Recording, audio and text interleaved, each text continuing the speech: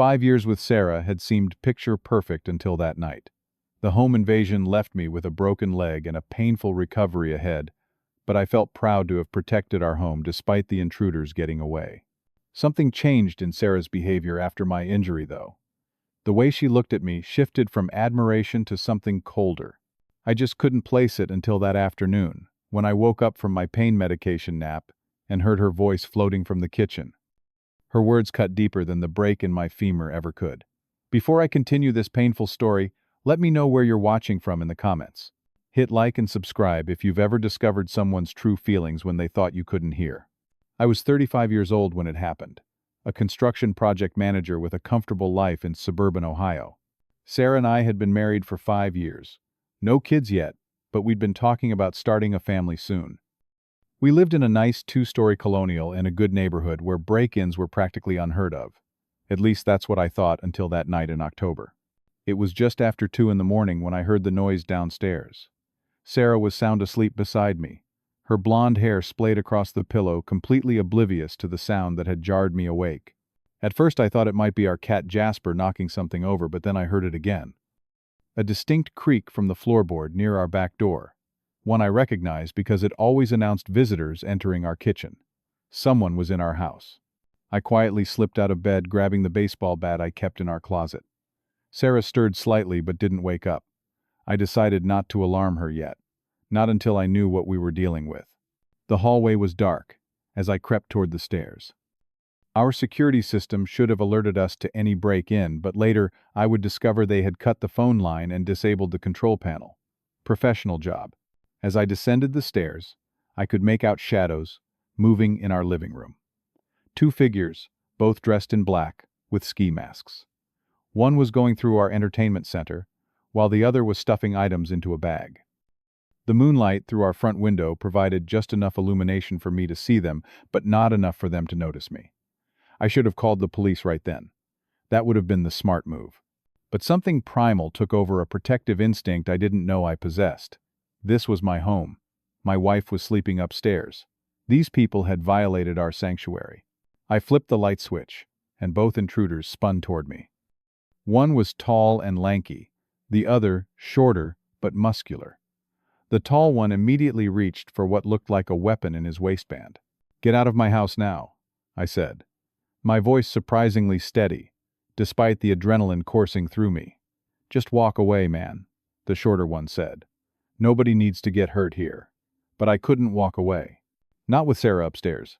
Not with these strangers in our home. What followed was chaos. I lunged at the tall one, first swinging the bat. He dodged, but the bat connected with the entertainment center, shattering our wedding photo. The shorter one came at me from behind, and I spun to face him. We grappled, knocking over the coffee table. Glass shattered. Something sliced my arm, but I barely felt it. The tall intruder grabbed me, trying to restrain me while his partner recovered.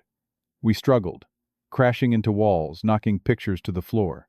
I managed to land a solid punch to his gut, and he doubled over. Then the shorter one tackled me from the side. I lost my balance, tumbling backward toward the staircase. My leg twisted unnaturally beneath me as I fell. The sound of the bone snapping was audible, even amid the chaos, a sickening crack that immediately sent waves of pain shooting through my body. I screamed in agony. Above I heard Sarah, stirring her panicked voice, calling my name. "We gotta go," the tall one said, and they bolted for the door, taking only a few valuables with them. Sarah found me at the bottom of the stairs, writhing in pain, our living room destroyed. Her face went pale at the sight of my leg, bent at an impossible angle. "Oh my God, Darin. What happened?" she cried already, reaching for her phone to call 911. The rest of the night was a blur of ambulance, lights, emergency room, fluorescence, and the haze of pain medications. I remember fragments, Sarah holding my hand as they wheeled me, and the doctor explaining that my femur was broken and would require surgery, the cold operating room. When I fully regained consciousness the next day, Sarah was there looking tired but relieved. The surgeon explained that they had inserted a metal rod to stabilize my femur. The break was severe, and recovery would take 8 to 10 weeks minimum. I would need physical therapy, would be on crutches or in a wheelchair initially, and would have to take time off work. It was when we were preparing to leave the hospital that I noticed the first change in Sarah. As the nurse went over the care instructions, Sarah's expression darkened. "So I need to help him shower and change the dressing," she asked, a slight edge to her voice. "Just for the first couple of weeks," the nurse reassured her. "And what about work? I have a big project due this month. We can arrange for home health to come in during the day if needed," the nurse offered. "No, no," Sarah said quickly. "I can handle it. I'll work from home." But I caught the flash of resentment in her eyes. At the time, I dismissed it. Of course she was stressed. Our home had been invaded, her husband injured. She was facing weeks of playing caretaker while managing her own career as a marketing executive. Anyone would feel overwhelmed. The ride home was uncomfortable not just because of my leg. Sarah was quiet, focused on the road. "The police called while you were in surgery," she finally said. "They don't think they'll catch them. No fingerprints and our security camera was disabled." "I'm sorry," I said, though I wasn't entirely sure what I was apologizing for. For what she asked, eyes still on the road. That I couldn't stop them. That I got hurt. She reached over and patted my hand. "Don't be ridiculous. You were brave. Too brave, maybe." But there was something in her tone that didn't match her words. A coolness that made me wonder what she was really thinking. Arriving home revealed another challenge. Our two-story house was not designed for someone with limited mobility. Sarah had to rearrange the living room to accommodate a temporary bed, since I couldn't manage the stairs. She did it efficiently, but with visible irritation, sighing heavily as she moved furniture and changed sheets. "This is going to be a nightmare," she muttered when she thought I couldn't hear. Again, I made excuses for her. She was tired. She was stressed. This would get better once we adjusted to our new normal. I couldn't have been more wrong. The first week of recovery was the hardest. The pain was constant despite the medication, and I hated being dependent on Sarah for everything from food to hygiene. I had always been self-sufficient, the one others relied on, especially at my construction sites. Now I couldn't even go to the bathroom without assistance. Sarah tried, I'll give her that. She arranged her schedule to work from home, set up my medications in labeled containers, and made sure I had everything I needed within reach before leaving for occasional meetings. But her patience wore thinner each day. "How long until you can at least use the crutches on your own?" she asked on day 5, after having to help me back to bed for the third time that morning. "PT starts next week," I told her. "The doctor said I'm making good progress." She nodded, but I could see the calculation in her eyes, counting the days until her burden would be lightened. Our friends rallied around us. My coworkers sent a massive gift basket. Her colleagues brought prepared meals. Our neighbors took turns checking in. My brother Mike drove 3 hours to spend a weekend, helping out, giving Sarah a much-needed break. During his stay, I noticed how much more relaxed she seemed, laughing, engaging, almost her old self. But as soon as he left, the tension returned. The divide between us growing wider with each passing day. It was during the second week that everything changed. Sarah had her monthly get-together with her college friends, planned, a tradition they'd maintained for years. Usually they went out to a restaurant or wine bar, but given my condition, Sarah had reluctantly offered to host at our house. "Are you sure you're okay with 4 loud women invading your space?" she had asked, though not in a way that suggested she would cancel if I objected. "Of course," I said. "It'll be nice to hear some different voices." The day of the gathering, I took extra pain medication to help me sleep through their visit. Sarah set me up in the den with water, snacks, my laptop and phone, all within reach. I dozed off quickly, the medication pulling me under into a dreamless sleep. I'm not sure how long I slept before voices pulled me back to consciousness. The den shared a wall with the kitchen, where Sarah and her friends had gathered. Their voices carried clearly through the thin drywall, especially since they'd grown louder with wine and comfort. "How are you really doing with all this?" I recognized Amanda's voice, Sarah's oldest friend. There was a pause, and I imagined Sarah taking a long sip of her wine before answering. "Honestly, it's awful." My wife's voice was clear, lacking any of the hesitation or compassion she showed when speaking to me. "I'm exhausted all the time. He needs help with everything." "That's totally understandable." Another friend, Jess, chimed in. "Anyone would struggle. It's not just the caretaking." Sarah continued, her voice dropping slightly, forcing me to strain to hear. "It's seeing him like this. Weak, dependent. Something cold settled in my stomach. I knew I should make a noise, let them know I was awake. Stop this conversation. I clearly wasn't meant to hear. But I couldn't move, couldn't speak. He can't even defend our house properly, Sarah said, her words slurring slightly. Those guys got away with my grandmother's jewelry. The insurance barely covered half of what it was worth to me. That's not fair, a softer voice I thought belonged to, Rachel said. He tried to protect your home. He got injured doing it. And now I'm stuck playing nurse to an invalid, Sarah snapped back. This marriage was the biggest mistake of my life. The words hit me like a physical blow. I felt nauseous, my heart pounding so loudly. I was sure they must hear it in the next room. You don't mean that, Rachel said. I do though, Sarah insisted. I've been feeling this way for years. The break-in just made it impossible to ignore anymore. I settled. I thought Darin was stable, but he's just mediocre. Not ambitious enough, not exciting enough. Now not even capable enough to do basic things. You deserve better. Amanda agreed readily. We've all seen it. You're stunning successful. You could have anyone. Brad texted me again yesterday. Sarah said, her voice dropping to a conspiratorial whisper that nonetheless carried to my ears. Your college boyfriend, Brad, Jess asked. The investment banker. Yeah, we've been talking a bit, just as friends, but nothing, Amanda interrupted. You're not happy. Darin is going to be laid up for months. This is the perfect time to make a clean break. She can't just abandon her injured husband, Rachel protested, though weakly. Why not? Jess countered. People will sympathize with Darin, sure. But once Sarah explains how she's felt trapped for years, they'll understand. Better to do it now than waste more time in a dead-end marriage. I must have made a noise then, some involuntary sound of pain, because the conversation abruptly stopped. I quickly closed my eyes, pretending to be asleep, as footsteps approached the den. Sarah's voice was gentle now, all traces of contempt carefully hidden. Are you okay? Do you need anything? I feigned grogginess, opening my eyes slowly. Just thirsty, I managed to say, though my mouth was bone dry from shock rather than medication. She brought me water, smoothed my hair back from my forehead with what I now recognized as performative tenderness, and returned to her friends. I heard them move their conversation to the living room, farther from my ears. That night, after her friends left, Sarah was solicitous, asking repeatedly if I was comfortable if I needed pain medication. I wondered if she suspected I had overheard them. I wondered how I could have been so blind to her true feelings. As she slept beside me on the pull-out couch we now shared, I stared at the ceiling, replaying her words. The biggest mistake of her life. An invalid. He's just mediocre. 5 years of marriage and I had never known the woman sleeping next to me. I didn't confront Sarah. Some primal instinct for emotional self-preservation kept me silent as I processed what I'd heard. The next morning I pretended everything was normal, taking the pain medication that I increasingly needed more for my heart than my leg. The first day was a fog of disbelief. I kept waiting for Sarah to reveal it had all been some cruel joke, that she hadn't meant any of it.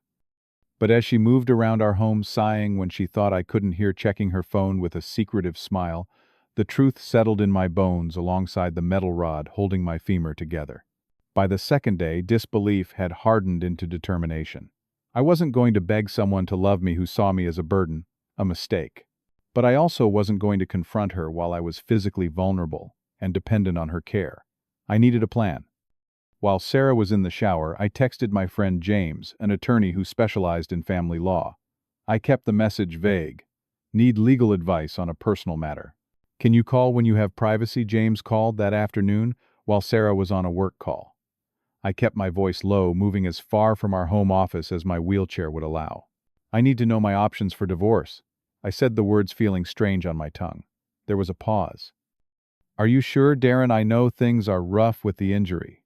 It's not about the injury, at least not directly. I gave him a brief overview of what I'd overheard, each word like swallowing glass. Jesus, James breathed. What a nightmare.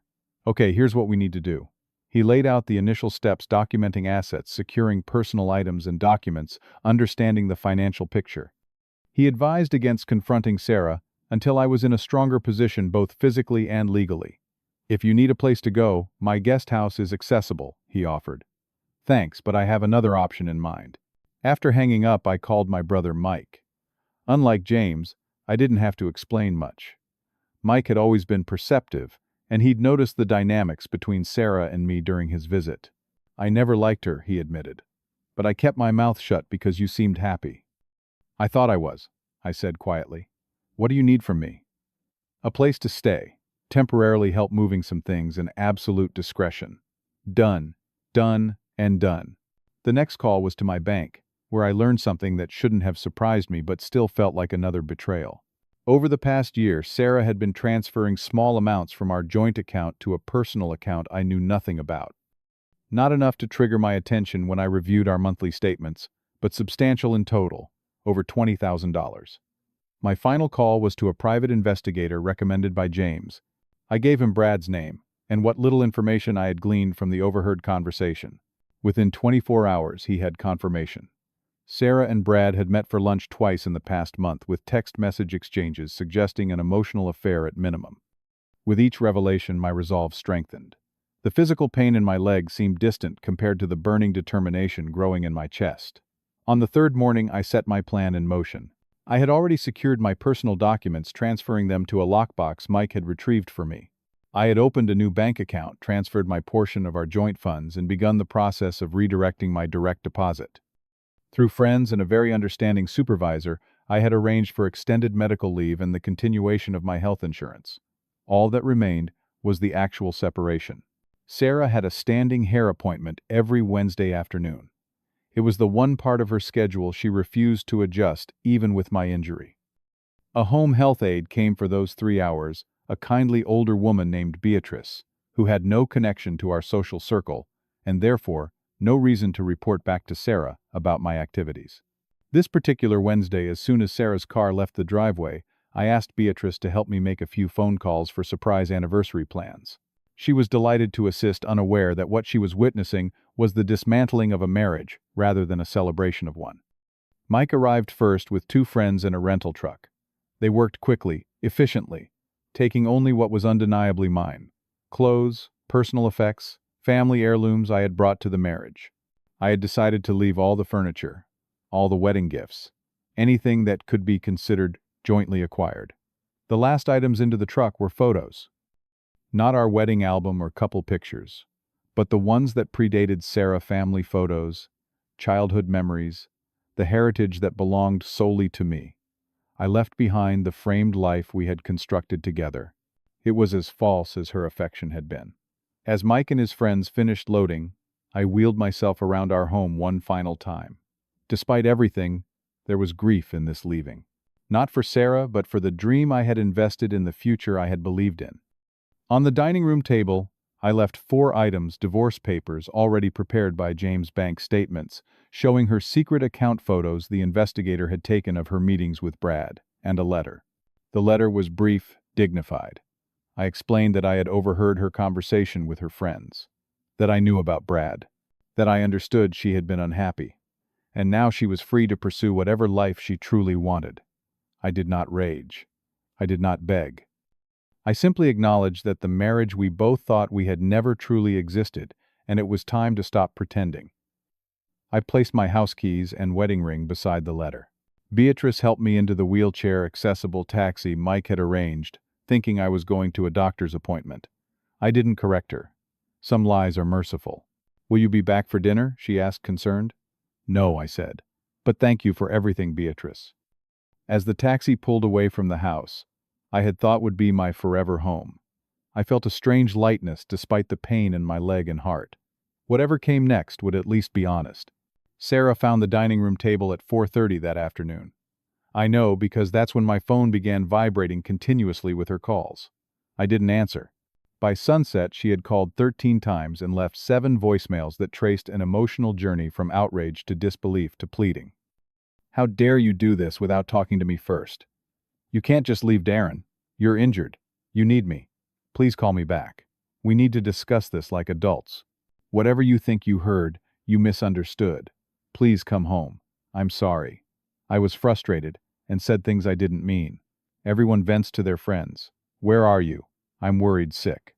This stress isn't good for your recovery." The final message, voice breaking. "Please undo what you did. I love you. I need you. This was a terrible mistake."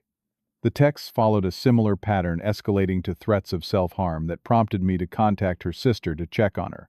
I maintained my silence otherwise, communicating only through James. The next day, the calls came from her friends. Amanda was hostile, accusing me of abandoning my wife when she had been caring for me so selflessly. Jess was manipulative, suggesting that medication had affected my thinking. Only Rachel seemed genuine in her remorse. I should have shut that conversation down, she said, when I finally answered her call. The things Sarah said. They were awful. I knew it wasn't right, but I didn't speak up enough. I'm sorry, Darin. Thank you for your honesty, I told her. It means something. Interestingly, Brad vanished from the picture entirely once things became complicated. According to the investigator who I kept on retainer for 2 more weeks, Brad blocked Sarah's number after she called him hysterically the night I left. The fantasy romance collapsed under the weight of real emotion and consequences.